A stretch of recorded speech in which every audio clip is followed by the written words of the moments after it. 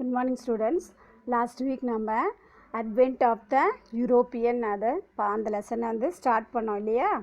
சரி, இதில் பார்த்தா அப்படின்னா நிறைய பேர் என்ன பண்ணாங்க அப்படின்னு சொன்னால் ஃபாரின், அதாவது வேறு காண்டினென்ட் இருந்தவங்கெல்லாம் என்ன பண்ணாங்க அப்படின்னா இந்தியாவுக்கு அதாவது வரணும் அப்படின்னு சொல்லிட்டு நம்மளோட நிலத்தோட அமைப்பு இதெல்லாம் பார்த்து அவங்களுக்கு ரொம்ப பிடிச்சது. அதனால் இந்தியாவுக்கு வர ஆரம்பித்தாங்க, ட்ரேடுக்காக வந்தாங்க. அதெல்லாம் நான் சொன்னேன் இல்லையா. அடுத்தது நம்ம வாஸ்கோட காமா பார்த்தோம் இல்லையா. வாஸ்கோட காமா வரைக்கும் பார்த்தோம். இப்போ பார்க்குறது இந்த வீக் நம்ம பார்க்க போகிறது என்ன அப்படின்னா, அதாவது ஃப்ரான்சிஸ்கோ டி அல்மெய்டா. சரியா, இவரோட இயர் பார்த்தா அப்படின்னு சொன்னால் 1005 to 1009, அதாவது 4 years அப்படின்னு சொல்கிறாங்க. சரியா, சரி. இவர் என்ன அப்படின்னா இந்த ஃப்ரான்சிஸ்கோ அல்மெய்டா அப்படின்றவர் இந்தியாவில் இருந்த போர்ச்சுகீசிய பகுதிகளுக்கு, அதாவது 1005 பார்த்தா அப்படின்னா அனுப்பப்பட்ட ஃபர்ஸ்ட்டு கவர்னர் அப்படின்னு சொல்லலாம். சரியா, இந்தியாவில் பார்த்தா அப்படின்னா போர்ச்சுகீசியர்களோட ட்ரேட் சென்டருக்கு இல்லையா, அந்த சென்டருக்கு முதல்ல அனுப்பப்பட்ட கவர்னர் இவர். சரியா, இவர் பார்த்தா அப்படின்னா இவங்களோட கடற்படையை பலப்படுத்துறது தான் இவரோட மெயின் நோக்கமாக இருந்தது. சரியா, இதற்காக இவர் வந்து என்ன பண்ணார் அப்படின்னு சொன்னால், அதாவது இவர் வந்து பார்த்தா அப்படின்னு சொன்னால் ப்ளூ வாட்டர் பாலிசி அப்படின்ற ஒரு பாலிசியை ஃபாலோ பண்ண ஆரம்பித்தார்.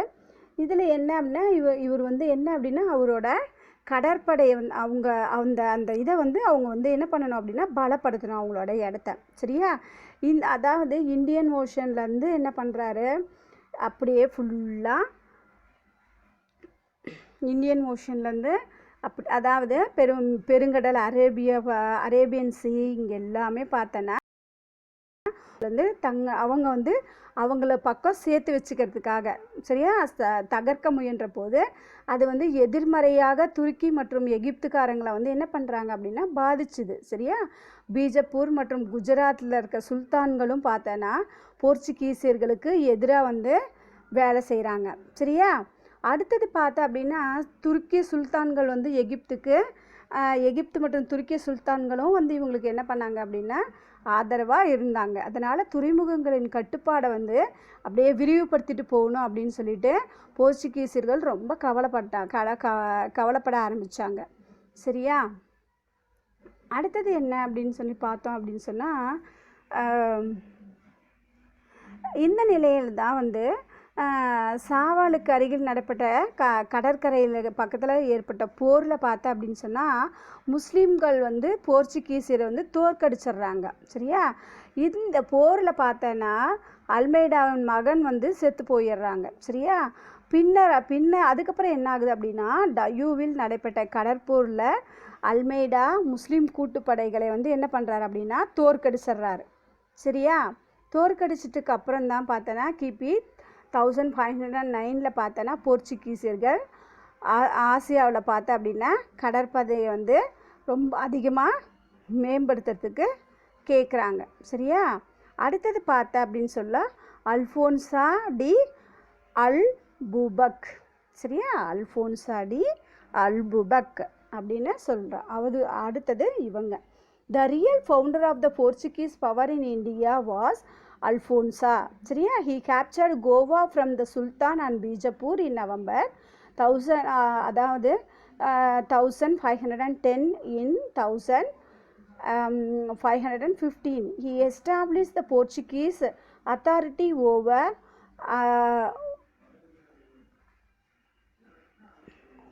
over Almas in Persian Gulf. He encouraged the marriages of Portuguese with Indian women. He maintained friendly relationship with Vijayanagara Emperor.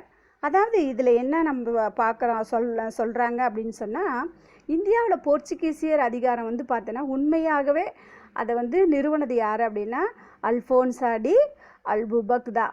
சரியா, இவர் பார்த்தோன்னா பீஜப்பூர் சுல்தான்கிட்டேருந்து நவம்பர் 1510 கோவாவை பிடிச்சிக்கிறாரு. அடுத்தது 15 பார்த்தோன்னா அதாவது பாரசீக வளைகுடா அப்படின்னு சொல்கிறோம் இல்லையா, அதாவது பெர்சியன் கல்ஃப், இதையே என்ன பண்ணுறாரு அப்படின்னு சொன்னால் ஆல்மஸ் அப்படின்ற துறைமுக பகுதியையும் போர்ச்சுகீசியர்கள் வந்து என்ன பண்ணுறாங்க, அவங்களோட கண்ட்ரோலில் கொண்டு வந்துடுறாங்க. சரியா? அது மட்டும் என்ன இல்லாமல் என்ன அப்படின்னா, இந்திய பெண்களை வந்து போர்ச்சுகீசியர்களுக்கு வந்து கல்யாணம் பண்ணி வைக்கிறது. அந்த மாதிரி பண்ணி வைக்கிறதுனால என்ன ஆகுதுன்னா, ஒரு நல்ல ரிலேஷன்ஷிப் கிடைக்கிது இவங்களுக்கு விஜயநகர அரசோட. சரியா? இதுதான் வந்து இவங்களோட இது பண்ணுறாங்க. சரியா? அடுத்தது நீனோ டி குன்கா, அதாவது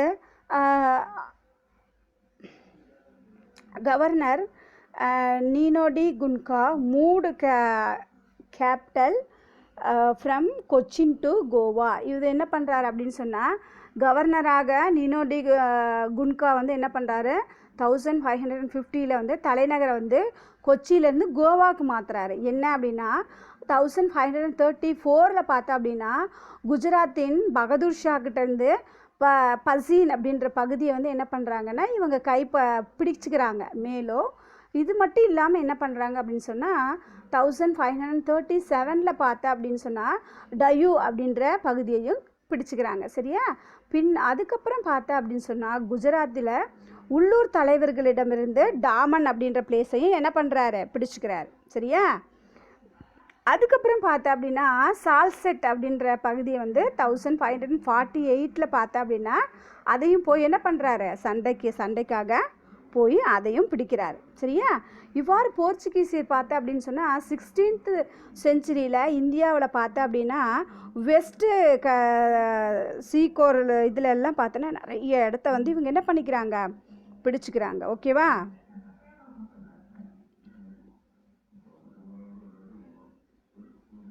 சரி, நெக்ஸ்ட்டு நம்ம பார்க்கலாம்.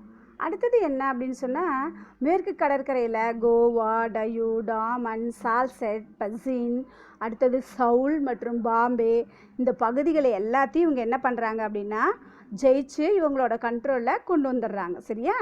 அடுத்தது பார்த்தா அப்படின்னு சொன்னால் இந்த போர்ச்சுகீஸ் அடுத்தது இவங்க என்ன பண்ணுறாங்க அப்படின்னா, அதாவது ஹூக்ளி, சென்னை கடற்கரையில் சாந்தோம் போன்ற பகுதிகளையும் பிடிக்கிறாங்க. ஏன் அப்படின்னா போர்ச்சுகீஸில் இந்தியாவில் வந்து புகையிலை, அதாவது டொபாக்கோ இருக்கு இல்லையா, அந்த டொபாக்கோ சாகுபடியை வந்து இவங்க தான் ஃபஸ்ட்டு நம்ம இந்தியாவில் அறிமுகப்படுத்துகிறாங்க. சரியா? போர்ச்சுகீசியர்கள் வந்து இவங்க செல்வாக்குனால கத்தோலிக்க கிறிஸ்துவர் வந்து இந்தியாவின் கிழக்கு, அதாவது ஈஸ்ட்டு, அடுத்தது வெஸ்ட்டு, இந்த கடற்கரை பகுதியிலலாம் பார்த்தா அப்படின்னு சொன்னால் கோஸ்டல் ரீஜியனில் என்ன பண்ணுறாங்க, பரப்புகிறாங்க. சரியா? அடுத்தது அதாவது 1556 பார்த்தா அப்படின்னா போர்ச்சுகீசியர்களால் இந்தியாவுக்கு வந்து என்னது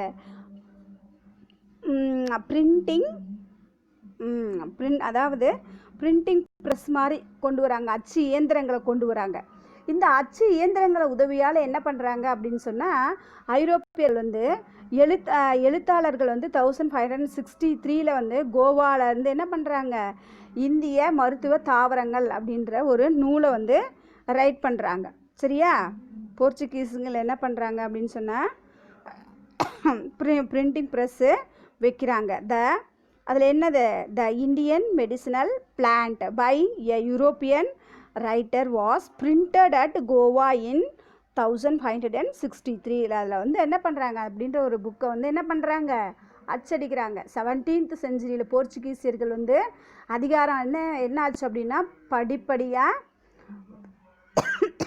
வீழ்ச்சி அடைய ஆரம்பிச்சிருச்சு. சரியா? மேலும் 1739 பார்த்தேன் அப்படின்னா போர்ச்சுகீசியர் அதிகாரம் வந்து கோவா, டயூ, டாமன் ஆகிய அந்த 3 பிளேஸில் மட்டுமே இருந்தது அப்படின்னு சொல்கிறாங்க. நெக்ஸ்ட்டு பார்த்தா அப்படின்னு சொன்னால் டச்சுக்காரர்கள் வந்து என்ன பண்ணாங்க, the Dutch followed the Portuguese into India. அவங்க என்ன பண்ணுறாங்கன்னா போர்ச்சுகீஸர்களை அடுத்து டச்சுக்காரர்கள் வந்து இந்தியாவுக்கு வருகை செய்கிறாங்க. சரியா? அதில் பார்த்தா அப்படின்னா 1602 பார்த்தோன்னா நெதர்லாந்துலேருந்து ஐக்கிய கிழக்கிந்திய கம்பெனி என்ற நிறுவனம் வந்து தொடங்குறாங்க. சரியா? அதாவது United East India Company of Netherland was formed and it received த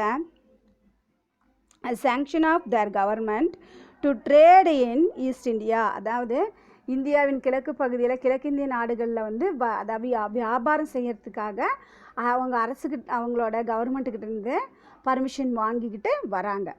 சரியா? சரி. After their arrival in India the Dutch founded their first factory in the Masulipatnam. Masulipatnam அப்படின்ற பிளேஸில் அவங்க என்ன பண்ணுறாங்க, ஃபஸ்ட்டு ஒரு அதாவது வர்த்தக மையத்தை அமைக்கிறாங்க. சரியா? அதுக்கப்புறம் பார்த்தா அப்படின்னா 1605 பார்த்த போர்ச்சுகீசியர்கள்கிட்ட இருந்து அம்பாயினா அப்படின்ற ஒரு பிளேஸை என்ன பண்ணுறாங்க, பிடிச்சிக்கிறாங்க. இவங்க போர்ச்சுகீசியர்கள் கிட்ட இருந்து பிடிச்சிக்கிறாங்க. சரியா? in 1605 and established it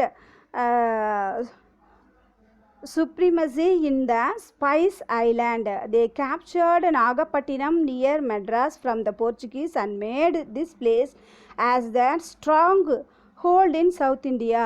At first, Pulicat was their headquarters. Later, they shifted into Nagapattinam in 1690.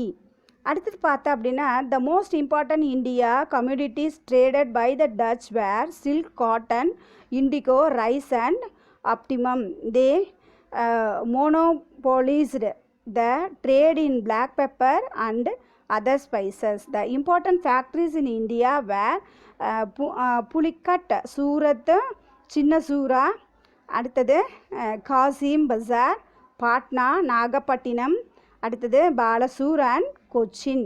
The East India Company the English East India Company remained engaged in rivalry with the, அதாவது இது வரைக்கும் பார்க்கலாம். இதில் என்ன சொல்கிறாங்க அப்படின்னு சொன்னால், நாகப்பட்டினத்தை பிடிக்கிறாங்க. அப்புறம் தென்னிந்தியாவில் பார்த்தோன்னா இவங்க வந்து கொஞ்சம் ஸ்ட்ராங்காக ஆகுறாங்க. சரியா? புலிக்கட்டு அது வந்து இவங்க தலைநகரமாக வச்சுக்கிறாங்க. சரியா? 1090 அதாவது பழவேற்காடு வந்து தலைநகரமாக மாற்றுறாங்க. மாற்றிட்டு என்ன பண்ணுறாங்க, உங்களோட வியாபாரம் என்ன அப்படின்னா பட்டு, பருத்தி, அப்புறம் இண்டிகோ, அடுத்தது அரிசி, அப்புறம் அபீன், இதெல்லாம் வந்து என்ன பண்ணுறாங்க அப்படின்னு சொன்னால் பொருட்கள் இவங்க வந்து விற்பனை செய்கிறாங்க. அப்புறம் கருப்பு மிளகு, அடுத்தது இந்த ஸ்பைசஸ், நறுமண பொருட்கள் மீதான வியாபாரத்தில் பார்த்தா அப்படின்னா எல்லா விதமான உரிமைகளையும் என்ன பண்ணுறாங்க, இவங்க வாங்கிக்கிறாங்க. சரியா? Next, Portuguese and the Dutch throughout the 17th century. In 1623, the Dutch cruelly killed 10 English and 9 Javanese in Ambona. The incident accurate the rivalry between the two European companies. Their final capture came with the defeat by the English in the Battle of Beddera in 1759. The Dutch lost their settlement one by one to English and was completely wiped out by the year 1795. அதாவது என்ன பண்ணுறாங்க அப்படின்னு சொன்னால், இவங்க நறுமண பொருட்கள் எல்லாம் வியாபாரத்துக்கு கொண்டு வராங்க இல்லையா. அதுக்கப்புறம் பார்த்தோன்னா எல்லா பக்கத்தில் இருந்தும் பழவேற்காடு, சூரத்து, சின்சூரா, காசிம் பஜார், பாட்னா, நாகப்பட்டினம், பாலசூர் மற்றும் கொச்சின் ஆகிய இடங்கள் எல்லாமே இவங்களோட ட்ரேடிங் சென்டர்ஸை வைக்கிறாங்க. சரியா?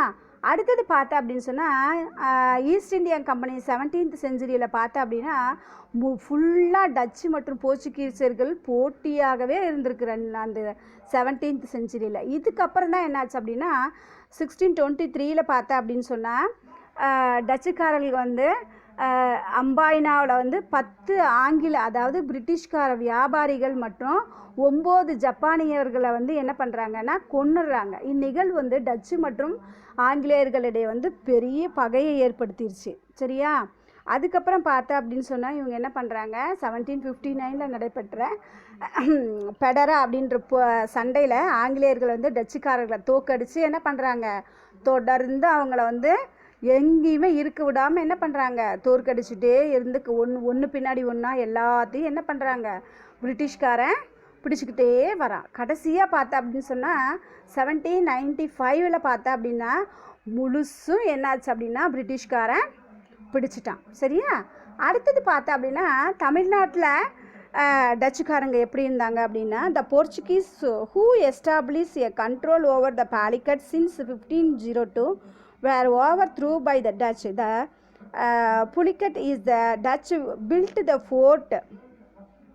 அதாவது பழவேற்காட்டில் ஒரு கெல்டீரியா அப்படின்ற கோட்டையை வந்து இவங்க கட்டியிருக்காங்க. இந்த கோட்டை ஒரு காலத்தில் பார்த்தா அப்படின்னா டச்சுக்காரர்கள் வந்து ஒரு அதிகாரம் சென்டராக இருந்துச்சு அப்படின்னு சொல்கிறாங்க.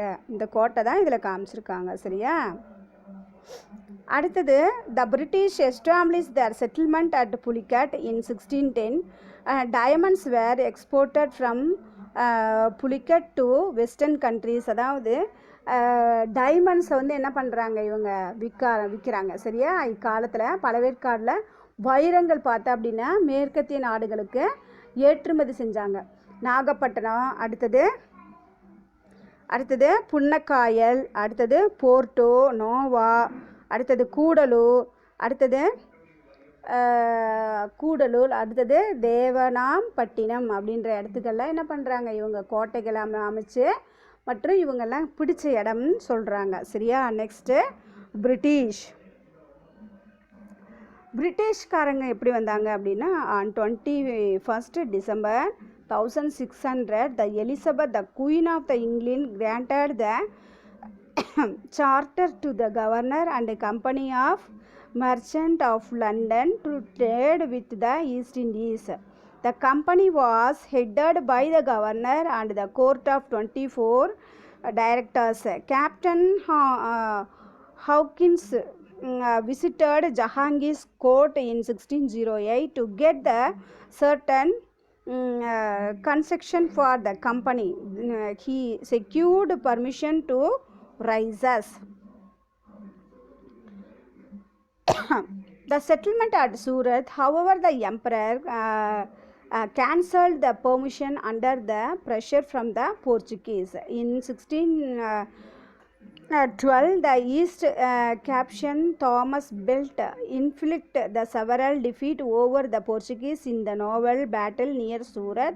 The Mughal Emperor Jahangir permitted the English to establish their factory in 1613 at Surat, which initially became the headquarters of the English in Western India. Captain Nicholas Downton won another decisive victory over the Portuguese in 1614. This event enhanced the British percentage at the Mughal court. In 1615, Sir Thomas Roe was sent the Jahangir court by King James I of England. He remained at Agra for 3 years and succeeded in the including a commercial treaty with the emperor. Before the departure of Sir Thomas Roe, the English had established the trading centers at Surat, Agra, Ahmedabad and Branch. இதில் என்ன சொல்கிறாங்க அப்படின்னு சொன்னால் இங்கிலாந்து வந்து ராணி இருக்காங்க இல்லையா, அவங்க Elizabeth வந்து பார்த்தா அப்படின்னு சொன்னால் ஈஸ்ட் இந்தியாவோட ட்ரேடு பண்ணுறதுக்காக என்ன பண்ணுறாரு கவர்னர் மட்டும் லண்டன்லேருந்து என்ன பண்ணுறாங்க அப்படின்னா 1600 December 31 அன்றைக்கி ஒரு அனுமதி கொடுக்குறாங்க. போய் நீங்கள் ட்ரேடுக்கு நிறுவனத்தை கம்பெனியை ஓப்பன் பண்ணுங்க அங்கே போய் அப்படின்னு கொடுக்குறாங்க. சரியா? இவர் என்ன பண்ணுறாங்கன்னா ஒரு கவர்னர் அதுக்கப்புறம் 21 மெம்பர்ஸோடு சேர்ந்துக்கிட்டு இவர் என்ன பண்ணுறாரு அப்படின்னு சொன்னால் 1608 பார்த்தா அப்படின்னா ஜஹாங்கீரோட அரண்மனைக்கு வராங்க. சரியா? அவைக்கு வந்து வில்லியம் ஹாக்கின்ஸ் அப்படின்ற அவர் வந்து என்ன பண்ணுறாரு சில சலுகைகள் கொடுங்க எங்களுக்கு அப்படின்னு கேட்டவுடனே அவங்க வந்து என்ன பண்ணுறாங்க அப்படின்னு சொல்லி சரி சூரத் அப்படின்ற ஒரு பிளேஸை இவங்களுக்கு வந்து வணிக மையமாக கொடுக்கறதுக்கு சரின்னு ஒத்துக்கிறாங்க. ஆனால் இவங்க என்ன பண்ணுறாங்கன்னா எல்லா விஷயத்துலையும் இந்த போர்ச்சுகீஸ் வந்து ஜஹாங்கீரோட இதில் தலையிடுறாங்க. சரியா? தலையிட்ட ஜஹாங்கீர் வந்து சரி இவங்களுக்கு ஒரு டென்ஷனாக இருக்குது அப்படின்னு சொல்லி இவர் என்ன பண்ணுறாரு அப்படின்னா கொடுக்க முடியாது எல்லாத்துலேயும் இவங்க தலையிடுவாங்க அப்படின்னு சொல்லிட்டு கொடுக்க முடியாது அப்படின்னு சொல்லி அமுச்சு விட்டுறாங்க. ஏமாற்ற திரும்பி போயிடுறாரு. சரியா. இந்நிலையில் பார்த்தா இந்த டைமில் சூரத்தில் பார்த்தோன்னா கடற்போரில் பார்த்தோன்னா இங்கிலீஷ்கார கேப்டன் இருக்கான் இல்லையா, அவங்க வந்து தாமஸ் பெல்ட் அப்படின்றவர் என்ன பண்ணுறாருன்னா போர்ச்சுகீஸ் கடற்படையை தோக்கடிக்கிறாங்க. இதனால் ஜஹாங்கீருக்கு ரொம்ப சந்தோஷமாக ஆகிடுது. ஜஹாங்கீர் என்ன பண்ணுறாரு அப்படின்னா 1613 சூரத்தில் பார்த்தோன்னா உங்களுக்கு நீங்கள் வச்சுக்கோங்க அப்படின்னு சொல்லி ஒரு ட்ரேடிங் சென்டர் வச்சுக்கோங்க அப்படின்னு சொல்லி அனுமதி கொடுக்குறாரு. சரியா. இதுதான் பார்த்தோன்னா ஆரம்பத்தில் ஆங்கிலேயர்களோட ஒரே ஒரு பிளேஸாக இருந்துச்சு. அதுக்கப்புறம் பார்த்தா அப்படின்னா 1614 பார்த்தா அப்படின்னா கேப்டன் நிக்கோலஸ் வந்து டவுண்டன் வந்து போர்ச்சுகீசியர்களை வந்து எல்லா பக்கத்துலேருந்தும் தோற்கடித்து வெற்றி பெற்றுறாரு. இந்த சம்பவங்கள் பார்த்தா அப்படின்னா முகலாயர்கள் அவையில் வந்து ஆங்கிலேயருக்கு ஒரு நல்ல கௌரவத்தை கொடுத்துருச்சு. சரியா. நல்லா சண்டை போடுறாங்க, நல்லா ஹெல்ப் பண்ணுறாங்க அப்படின்னு ஜஹாங்கீர் வந்து ரொம்ப பிரிட்டிஷ்காரங்களை ரொம்ப பெருமையாக நினைக்க ஆரம்பிச்சிட்டாரு. 1615 பார்த்தோன்னா ஜஹாங்கீர் அவைகளுக்கு வந்து இங்கிலாந்து மன்னர் வந்து ஜேம்ஸ் அவங்க வந்து சர் தாமஸ் ரோ அனுப்பி வைக்கப்படுறாங்க. இவர் பார்த்தா அப்படின்னா ஆக்ராவில் வந்து 3 வருஷம் தங்கியிருக்காரு. 3ஆம் ஆண்டு இறுதியில் பார்த்தா அப்படின்னா பேரரசர் ஜஹாங்கீர்கிட்டேருந்து இந்தியாவுக்கு வணிகம் செய்யும் உரிமையை வாங்கிடுறாரு. நல்ல விதமாக நடிச்சு. சரியா. உரிமை பெற்ற சர் தாமஸ் ரோ புறப்படும் முன் ஆக்ரா, அலகாபாத் மற்றும் புரோச் ஆகிய இடத்துல பார்த்தா அப்படின்னா ட்ரேடிங் சென்டரை வந்து புரோச்சில் வந்து ட்ரேடிங் சென்டரை ஏற்படுத்திட்டு தான் போகிறாரு. சரியா. ஆங்கிலேயர் பார்த்தோன்னா தங்களோட முதல் வணிக மையமான Bay of Bengal, the coastal line of the Bay of Bengal, the British established their first factory in 1611 at Masulipatinam, an important port in the territory of the Kingdom of Golconda. In 1639, the English merchant Francis Day obtained Madras at least from the Chennappa Nayaka. He ruled the Chandragiri. The East India Company built its famous factory known as Fort St. George in Madras, which became their headquarters for the whole of the Eastern Belt and first fort by the British. அடுத்தது King Charles II of England received the island of Bombay as the part of his dowry from the Portuguese king. On the occasion he is married with Catherine. In 1668, the East India Company acquired the island at an annual rent of pound, அதாவது 10 from Charles II. In 1690, a factory was established at the Sultanate by John Carnac.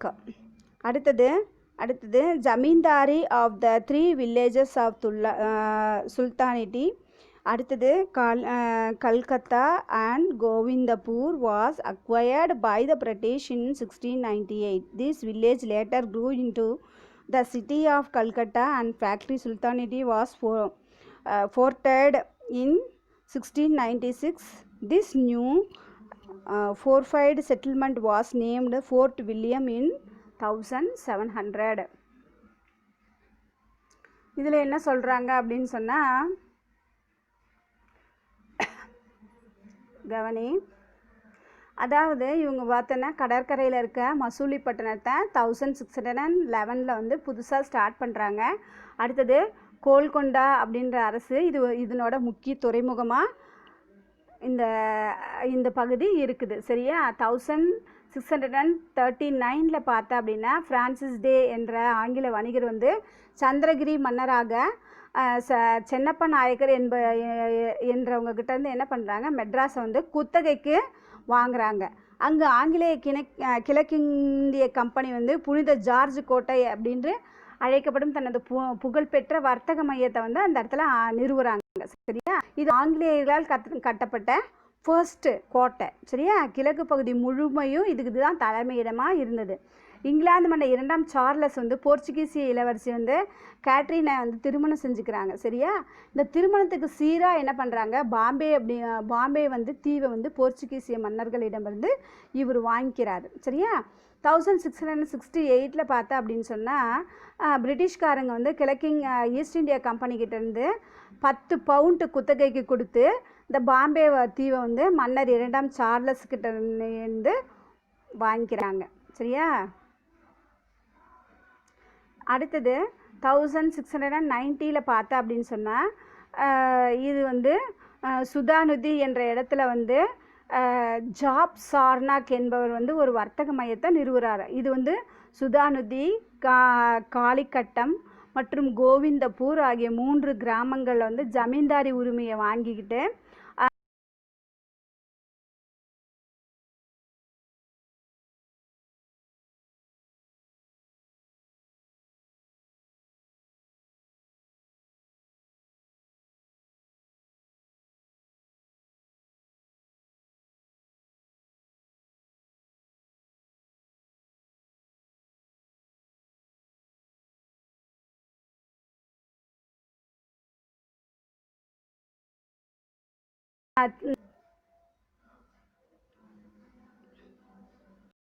After this battle of Plassey, அதாவது பிளாசி போருக்கு அடுத்தது பார்த்தா அப்படின்னா 1764 பார்த்தா அப்படின்னா boxer அப்படின்ற போருக்கு பிறகு ஈஸ்ட் இந்தியா கம்பெனி வந்து ஒரு பெரிய அரசியல் இதாக வந்து மாறுது. சரியா?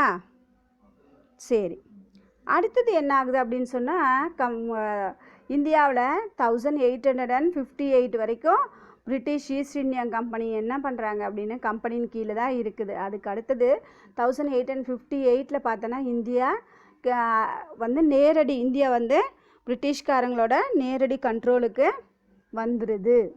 சரியா? ஓகே, இது வரைக்கும் புரிஞ்சிருக்கும் அப்படின்னு நினைக்கிறேன். நெக்ஸ்ட்டு கிளாஸில் பார்க்கலாம். ஃபீஸ் கட்டிட்டு புக்கு வாங்கிக்கோங்கண்ணா. புக்கு வாங்கினீங்கன்னா இதெல்லாம் உங்களுக்கு ஒரு தடவை படித்து பார்த்தீங்கன்னா உங்களுக்கு நல்லா புரியும்.